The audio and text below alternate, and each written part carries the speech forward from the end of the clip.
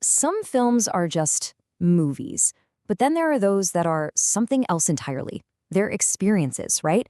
They stick with you forever. And today, we're diving deep into one of those films, Schindler's List. We're going to break down just what makes this 1993 masterpiece one of the most important and honestly most powerful films ever made. I mean, just look at that. One of the most powerful films ever made. Wow, that's a huge statement. It's not something you just throw around lightly. So what is it? What gives this film such an incredible, gut-wrenching power, even all these years later? Well, that's exactly what we're here to figure out. All right, first up, a courageous true story. And really, to get to the heart of this film's power, you've got to start right there, with the truth. Because this isn't just some story Hollywood cooked up. Nope. It's an incredible, almost unbelievable, true story.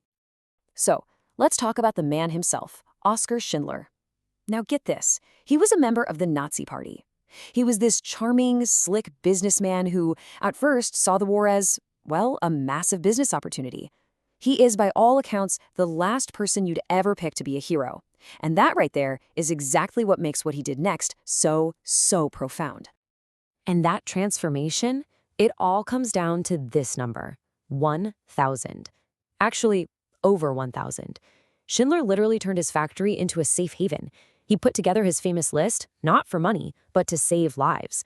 We're talking more than 1,000 men, women, and children that he personally saved from certain death.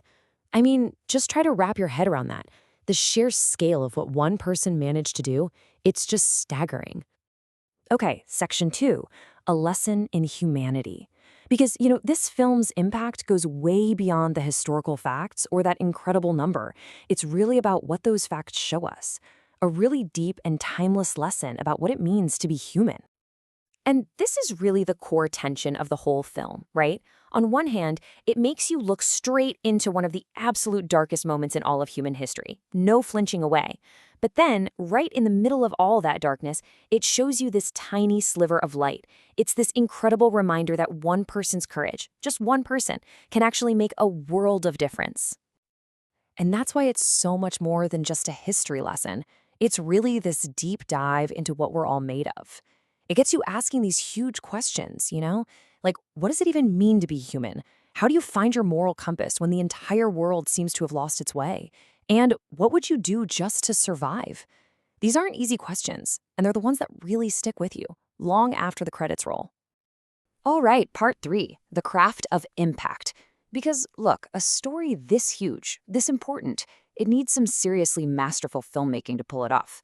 So how did they do it? How did they create something so unforgettable?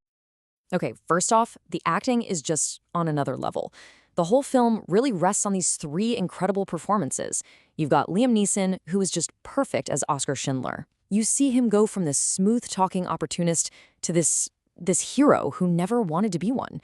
Then there's Ben Kingsley as Itzhak Stern, who's basically the film's moral compass.